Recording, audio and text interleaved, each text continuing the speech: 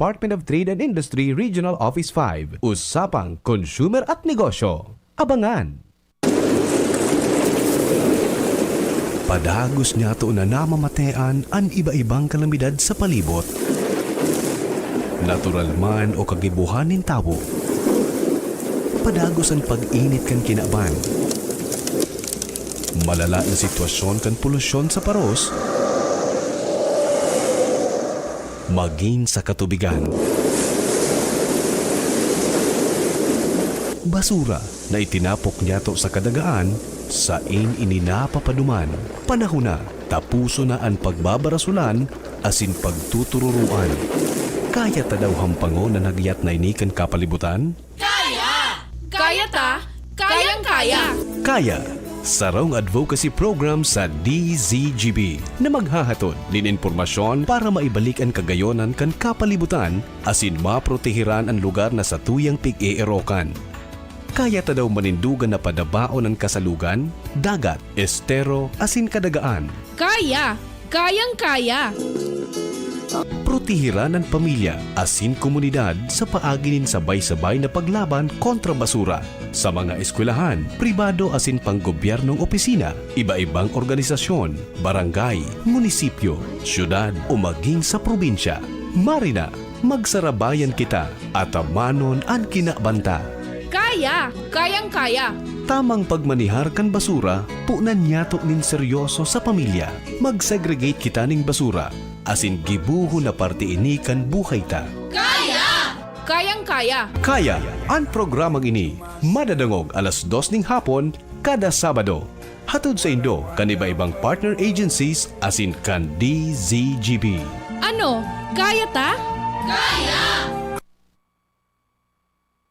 Mga tugang, good afternoon po sa Indugo po. Welcome po sa tuyang programa sa DCGB. Ngunyan pong aldaw na ini. Mga tugang nin Sabado, pitsa po kan bulan na Agosto.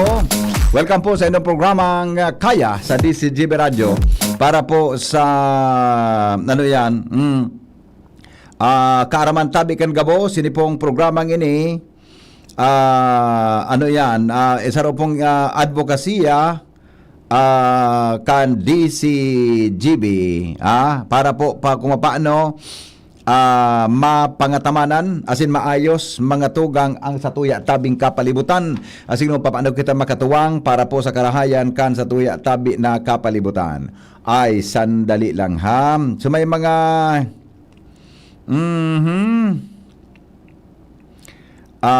okay. Ay, naku, may nag-text pala sa kuya. Alright, sige. So may mga kahaputa, so gusto tabing magpartisipar.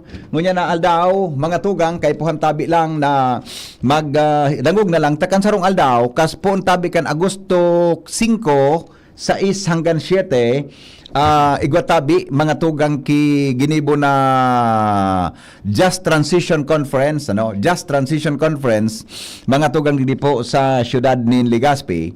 And ang Just Transition Conference na yan, ayan po ang pagpresentar kan roadmap pasisiring mga tugang sa pasisiring tabi mga tugang sa satuya na sa satuya tabi na probinsya na sa taon 2030 dapat mga tugang ang satuya po na ang satuya tabi na probinsya, iyon na databi ang 100% na renewable energy. Kaya ini pong Just Transition Conference, pinanginutan tabi ni kan Philippine Movement for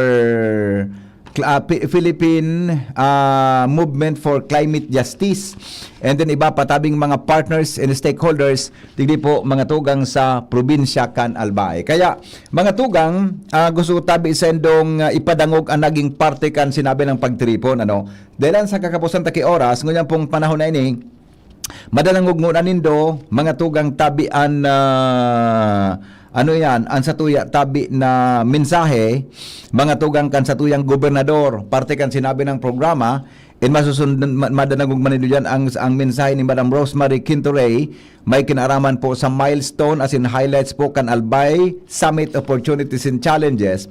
As in siring man tabi ang mga pahayag ni Mr. Edwin Tisaluna, no, Senior Renewable Energy Officer, Philippine Movement for Climate Justice, no?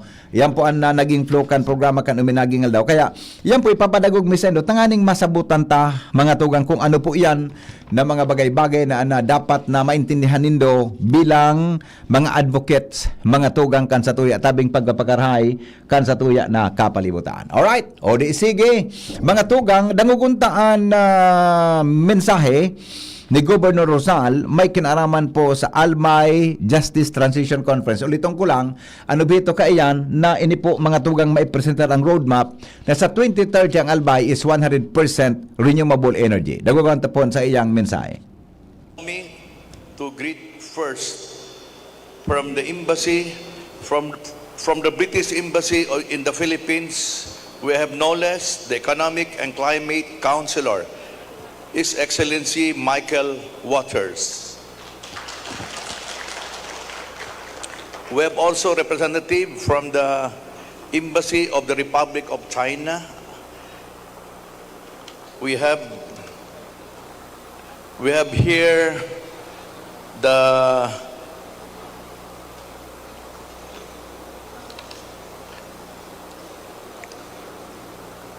I have met them yesterday, last night, so I will introduce later.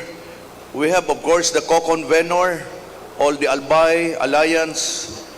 We have Miss Rosemary Quintoray, who worked so hard. Palapakan natin si Rosemary Ray. And equally, made a lot of work for this activity. Bilib ako sa taong ito, talaga helping our province. Palapakan natin Mr. Larry Pasqua.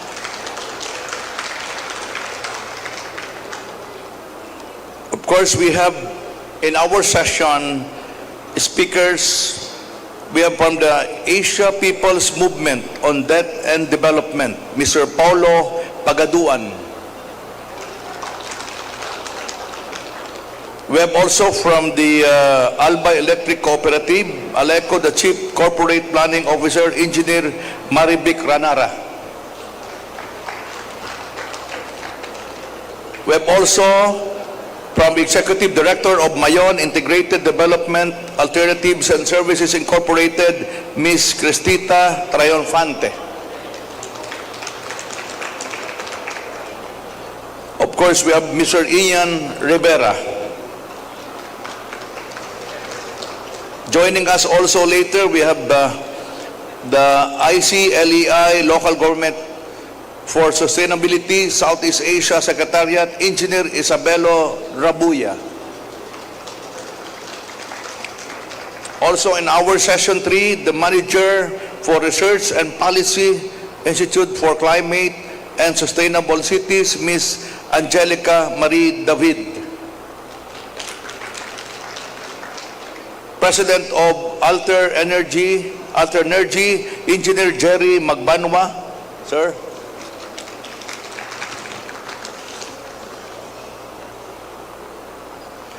Ms. Ellie Bartolome of PMCJ, Senior Executive Officer.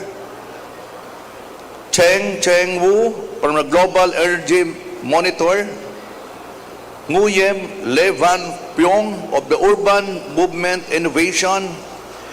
Cheryl Gilias from the People's Asia for Climate Solution. We have Sharian Ahmed Chaudhry Seya from the Center for Energy Research, United International Unit. Synergy Philippines, Lani Concepcion. Rick Marfiga from the Local Government of Sustainability. The Philippine Chamber of Commerce, Hong Kong and Macau. Palakpakan po natin sila. They've been very instrumental, headed by Mr. Eric Wong and Tony Bartolome.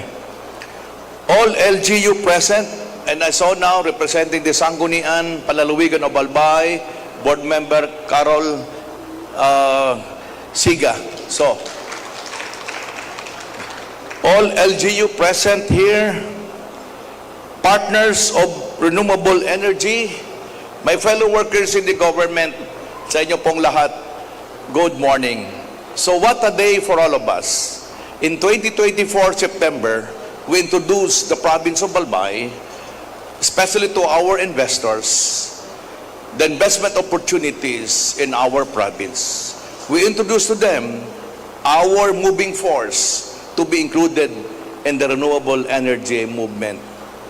Now, as we're all gathered in this transition conference, we are focused not only for this conference, but to report to you the things that we have accomplished and the things that are already in the pipeline. My presence here, ladies and gentlemen, is to continue what my predecessor, Governor Greg Slagman, has done in 2024. This is now to do more, to do the things that we have to accomplish, especially the projects that will ensure that by 2030, Albay will be 100% renewable. Palakpakan po natin ang ating mga partners. Ladies and gentlemen, I know this will be very hard for Albay, but we have to believe. Because this is very crucial. I tell you the many things that we have done, no less in the sona of the President of the Republic of the Philippines, Excellency President Bongbong Marcos Jr. made mention of the issues and concern of the people relative to the power. This should be grounded, this should be ground-graded to the lowest local government unit in order to be able to accomplish something. Today, as we hold this conference, we will be having reports, the way forward, and the investments or investors that are ready or are doing now. You will be amazed that for the last 2 years, we have made improvements. I even went to Bangkok a year ago just to introduce our province, the things that we want to accomplish, and to be able to share to the world the things that we can do for the province of Albay. I would like again to ask everyone that today, as we hold this conference, let us pause and reflect of how far we have gone in the attainment of our mission, because the answer to which will always be the things that we have already accomplished. But mind you, there will still be some questions that we have yet to accomplish. In this conference, we will be reporting actual programs, actual investments that for sure will attain the 2030 objectives. I, for one, I have met a lot who are really ready financially, technology, and of course, the initiatives that they want to introduce for Albay. We know that this is the main issue right now for the province. The government can only do so much, but I tell you, power will always be variable. We cannot attain investments. We cannot attain job opportunities without power. We have to regulate the power. Now that we're all here, we see our partners. We have no less from the Embassy of Great Britain and of course the Embassy of China. Some of them I met last night, and they are all ready to add more investments for Albay. I just would like to ask our people in Albay that we have to cooperate, because this is very important. We should always also support, not by ensuing especially the prices of our land, and of course the things that they have to do, especially in the government agencies. We have to work hand in hand. We have to make it easier for them, because investment opportunity at what local government now should do is to be more friendly to our investors. As a former mayor of Legazpi, I would like to assure you that I know the trades of investments. We have to make them that we are ready, and we have to give them the opportunities. Whatever document that we can do, we have to help, because the time now is very important. Not only that we aim for 2030, but opportunities for our young people, especially this generation. Remember, we are already doing this, not only for this, but the next generations of Albayanos. So once again, ladies and gentlemen, it's an honor for me to continue after 2024 by introducing ourselves to the world. Now we are ready to report to you the accomplishment and the things that we have accomplished that were to reach that goal in the 2030 renewable energy 100%. Let us sit back, relax, and enjoy as we gather this very important transition, because we know all of us will have our share and all of us should be part of this program. Salamat po, mabuhay, and good morning everyone.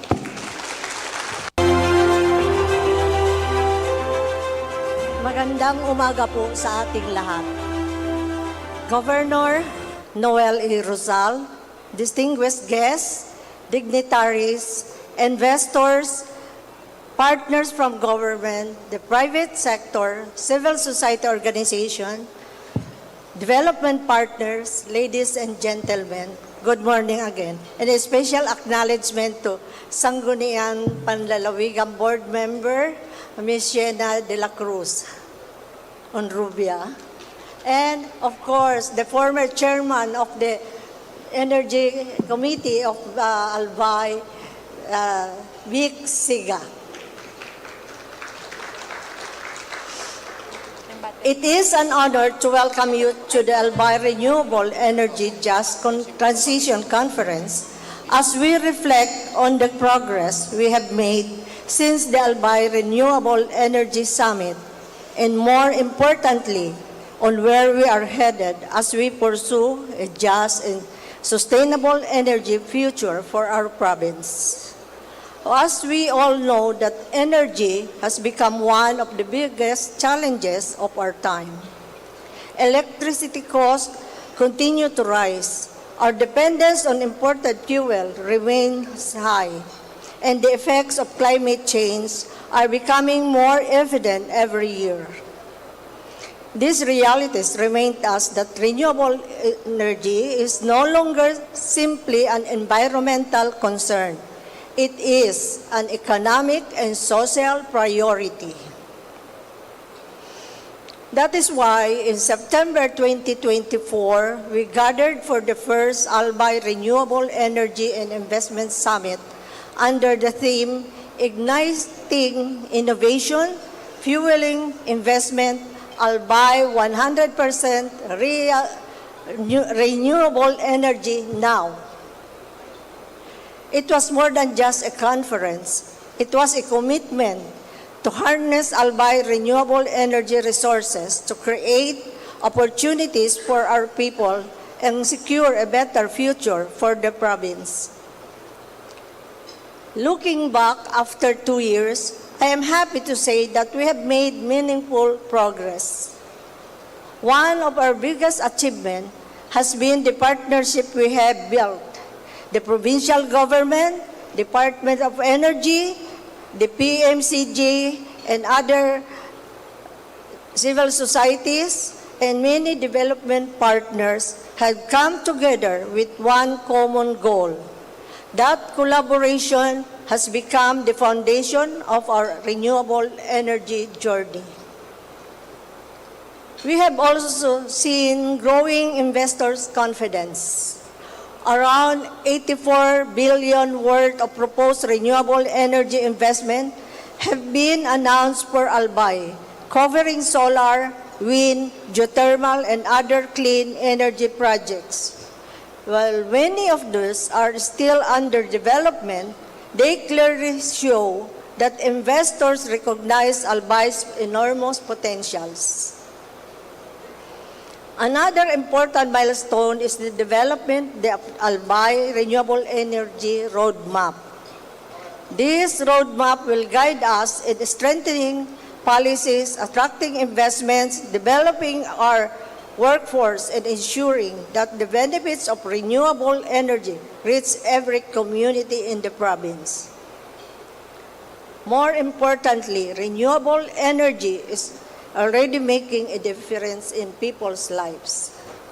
In Ligao City, all 55 barangay halls are now powered by solar energy, allowing public services to continue even during power interruptions. In Rapu-Rapu and Tabaco City, More than 300 households now have solar home system through the partnership of. For these families, renewable energy means dependable electricity, better learning opportunities for children, and improved quality of life. Of course, infrastructure alone is not enough. We must also invest in people. Aleco has trained community-based technicians who can install and maintain solar home system in off-grid communities. Educational institutions are also helping prepare the next generation of renewable energy professionals. We at Southern Luzon Technological College Foundation, renewable energy has become part of our own sustainability efforts. Our solar installation now save approximately 30% of our monthly bill. It is a simple but practical example that renewable energy is not only good for the environment, it also makes sound financial sense. As we move forward, we also recognize that Albay has long been part of the country's renewable energy story. The Tiwi geothermal power plant has been contributing to the nation's energy supply for decades. Today, we are building on that legacy by expanding opportunities in solar, wind, battery energy storage, and other emerging clean energy technologies. The opportunities before us are clear. Renewable energy can create jobs, attract investment, strengthen our energy security, and make our province more competitive. But we also know that there is still work to be done. We must address challenges such as financing, land acquisition, permitting, transmission infrastructure, and workforce development. More importantly, we must ensure that this transition is fair and inclusive.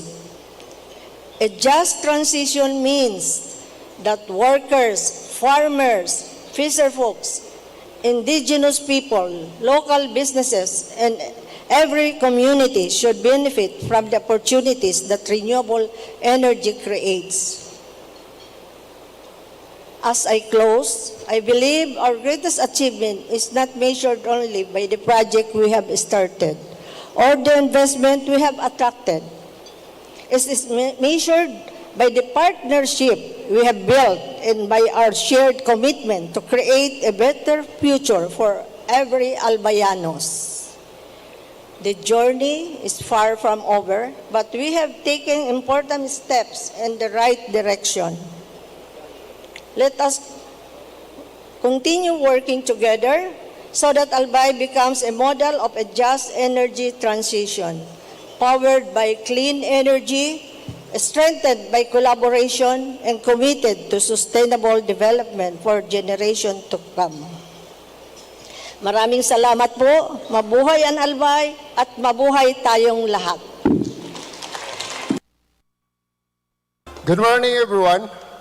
I would like to express our gratitude to Governor Noel Rosal for accompanying us in this journey. And we would like also to acknowledge the presence of His British Majesty's Embassy Climate and Energy Councillor, His Excellency Michael Waters, foreign guests, foreign partners, local representatives of local organizations, our partners here in Albay. Ladies and gentlemen, good morning. Yeah, it has been presented by the previous speakers on where Albay has gone. In 2024, Albay was able to mobilize 1.2 gigawatts of pledges from the investments during the summit. That pledges is worth 84 billion pesos. Quite, indeed, it's a good start. towards just energy transition. Albay has indeed lifted one step in the process towards just transition by providing the climate on where investors would invest and how would this be approached by the local government units, the partner provincial government. Now, we have to take stock that this conference aims to take that achievement one step higher.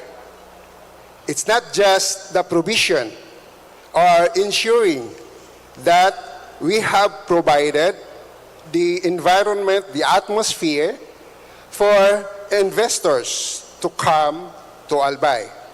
It is now time to look and reflect what should be done that this transition should trickle down and should contribute to the local economic development of Albay, and how should this transition would also allow local organizations, those run by community enterprise, to participate in the rapid transition through distributed renewable energy microsystems.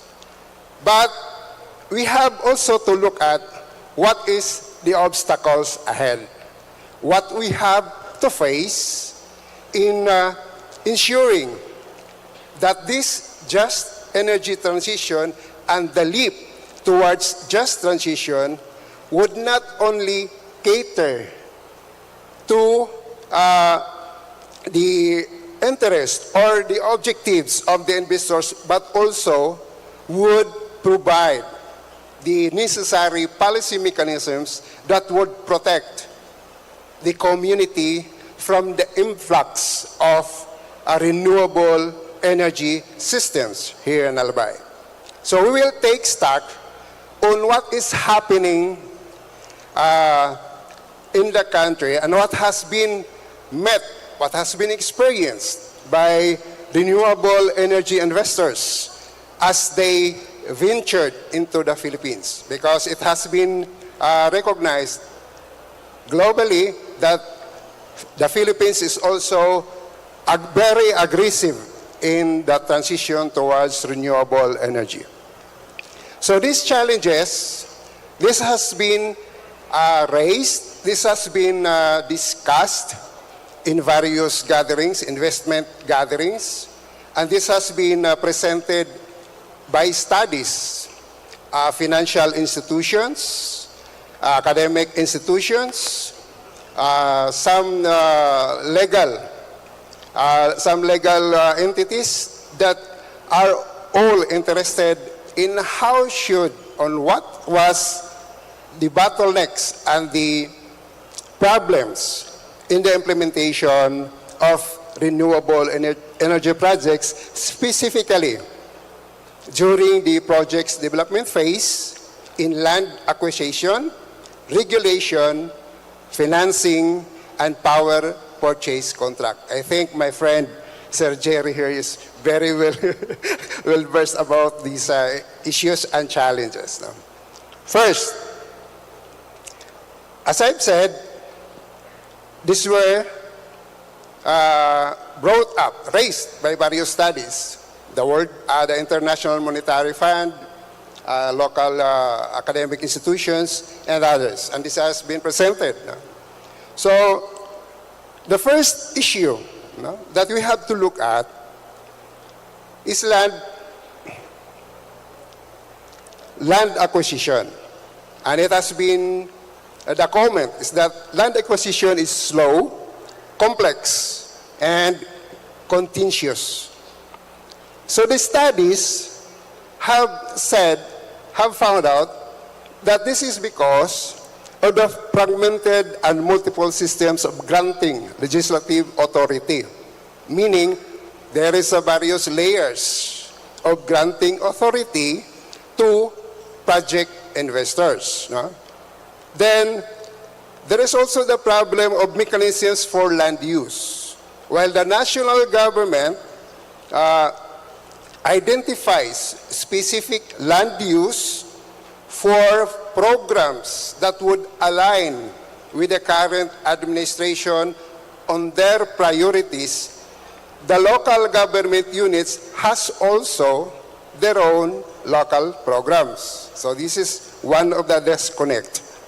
So this is what they have said. What have the studies have said, that these are caused by these elements. Now, because of these elements, because this would contribute to the delay in the application and processing of the development of renewable energy systems, there are also conflicts. No? There are also conflicts because in the identification of land use, while the national government would identify such areas as for commercial and industrial, in the actual use, it is classified as agricultural or residential.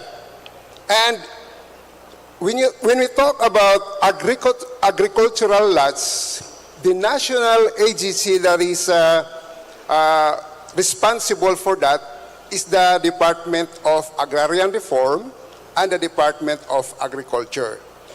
There are vast lands ideal for renewable energy like flatlands, which are currently agricultural and are already awarded to farmers as a beneficiary of the agrarian reform programs of the previous administrations.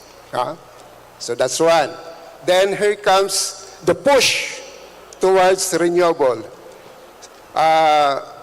Granting the Department of Energy, they have also, in the process, they have predetermined areas, and this has, most of the time, do not match with the actual conditions of the land. That's why there are conflicts. There are conflicts. And these conflicts between land use have caused damage to some areas.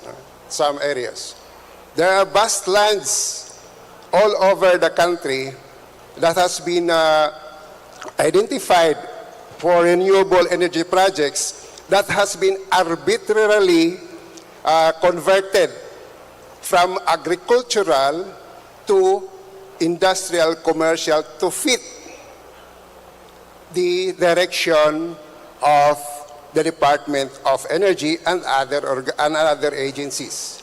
So with this, of course, we have to look at what is the impact if we have to push the project in this kind of environment.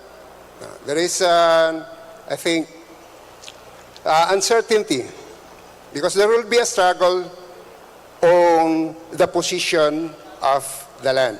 So that would take time. In fact, there are studies from organizations that the Philippines has lost a lot of hectareage of agricultural land. From the late 1990s up to the present, the Philippines has lost 31 million hectares of agricultural lands to different development projects. And the influx of renewable energy, solar projects alone, would now require 46,000 hectares of flat lands. So if we have to seek flat lands, that usually are agricultural lands. So if we have to push that one, we have the danger of displacing 15,000 agrarian reform beneficiaries. So that's one we have to look at. That's one of the tricky questions. That's one of the issues that needs to be addressed, not just by the national organizations, national agencies and offices, but including the local government units, and to harmonize those policies, not just prioritizing the push for the installation of the systems, but also to recognize or uphold what is for the farmers and what is for food security. Because if we have to transition, we need to also consider the impacts of this transition to the communities, especially for food security and other aspects that the community would suffer from this arbitrary conversion of lands. So that's one. And there are articles that said we are in danger of Farmageddon, as presented by Velasco, looking at how big has been occupied by renewable energy projects like solar. This study was referring to a big project by Meralco in Nueva Ecija. It covers 5,000 hectares project. So this is one. So we have to reflect, how should we address and how should we install mechanisms, policies, regulations that would balance the entry, the influx of renewable energy in Albay while protecting the welfare of not just the farmers, but also the whole of the province of Albay. That's one. Next, this is common. Permitting woes. Natatawa si Sir Jerry. Permitting woes. Just look how tedious investors would have to navigate in securing signatures to advance the project. You are looking at now 167 signatures. That has been trimmed down. That has been trimmed down. It was coming from 250 signatures. So they tried to bring it down, but still, 167 signatures. And if we have to consider how the bureaucracy responds to the processing of permits and others, I think that would take forever. My friend, Sir Jerry here, he knows well. Then, we have to secure 80 permits from 25 permitting agencies. 80 permits. And the lack of alignment and coordination also between the permitting process of the local government units and the national governments are pointed out in the studies. So because of this permitting woes, the Department of Energy earlier this year, in January of this year, have terminated 163 projects, RE projects, with a total potential capacity of 17,000 megawatts. That is significant. If we had to look at it, the current installed capacity of RE in the Philippines is around 8 to 9 gigawatts, 8,000, 9,000 gigawatts. The target of the government for 2035 is to achieve 35% of installed RE installed capacity in the energy mix of the Philippines. If that had been processed correctly, that should bring the installed capacity of the Philippines to 27,000 megawatts, 27 gigawatts. That's well beyond the target of the government of only 21 gigawatts by 2035. So that's one of the effects because of the permitting woes. Now, there is potential installed capacity lost. And how should that affect to the effort to reduce greenhouse gas emissions? That 17,000 megawatt of lost potential capacity should have been equal to 5,000 megawatts of fossil fuel plants that should have been phased out. That's one of the effects. For communities, job opportunities lost. The 17,000 megawatt project affected communities where these projects are projected to be installed, or planned to be installed. They are faced to lose 5,371 of jobs in the long term, and 179,000 of potential jobs in the short term during the construction phase. So we have to consider these effects in addressing these permitting woes. Next, financing barriers.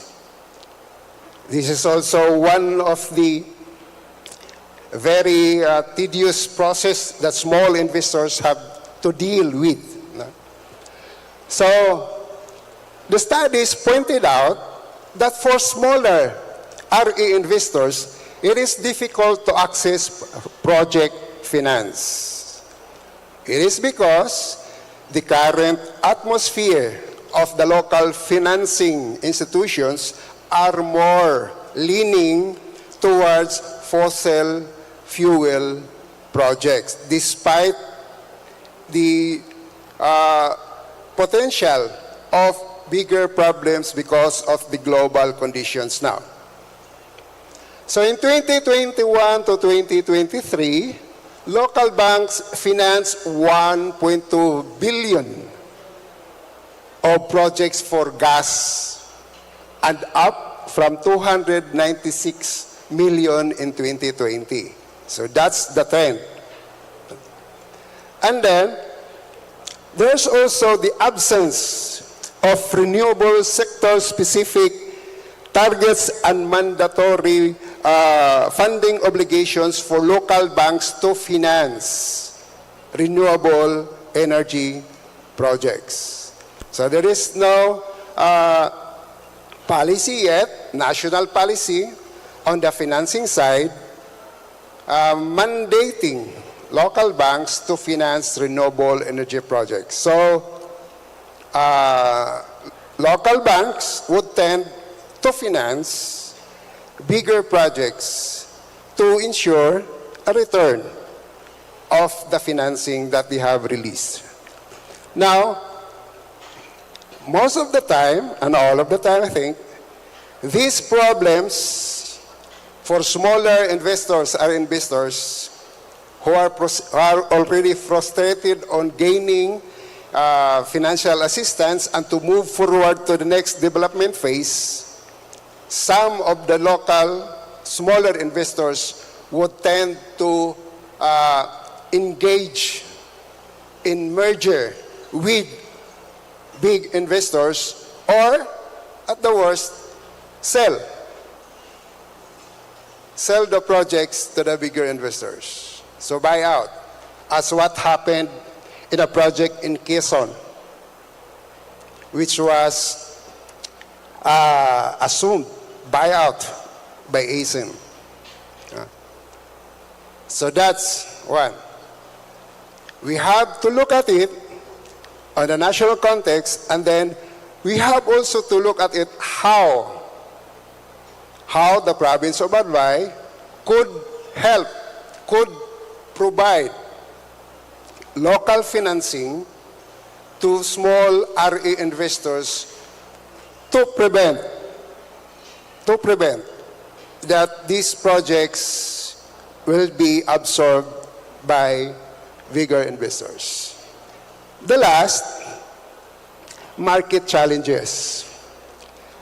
The market challenges in the Philippines is currently dominated by conventional fuels. And usually, the regulators would say that if you are investing in renewable energy, you need to have PSAs, power supply agreements, in order for you to move forward to the next steps. And PSAs are already tied to these conventional plants for up to 15 years. And then there's also technical limitations, grid structure limitations. The transmission grid of the National Grid Corporation of the Philippines is not yet that full ready to absorb the influx of the capacity of renewable. Now, this would leave RE projects to compete in the market. And the market is dominated by big investors. The three big investors, Meral, Abuiti, San Miguel, and Lopez's, they have a share of 57% of the energy market, generating market. So that would leave 43% for smaller investors to engage and to seek supply agreements for offtake. Now, if those investors are facing problems, again, they would engage in merger or sell out to big companies. And this would perpetuate the grip of dominant investors in our power industry. Sorry to present. It's like presenting a reverse of what happened, of what was presented. But this is the reality. And we have to face this one. And according to Governor Rosal, we have to face for us to move forward. And he was summoning support, local, international support, to have this materialized towards just transition for the province of Albay. So what's our opportunities, what we have to do? The province of Bahia has to establish mechanisms, policies that would ensure rapid shift to RE while upholding protection of the government and the people, harmonize local land use policies, and ensure democratic participation, not just the installation of utility-scale renewable energy projects, but also to allow organizations owned by the basic sectors, farmers, fisher folks, and others, to engage in distributed renewable energy microsystems. And our opportunity is to have an expanded clean energy option for Aleco, maybe to help address what has been experienced by the Albayanos for the very long time, insufficient and unstable grid power supply. That's all.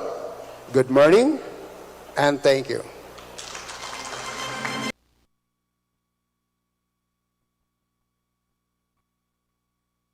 Sa inyong nadangog ang programa Kaya, abangan iraray sa masunod na Sabado sa parehong oras, digdi sa DZGB. Ano? Kaya ta? Kaya! What a wonderful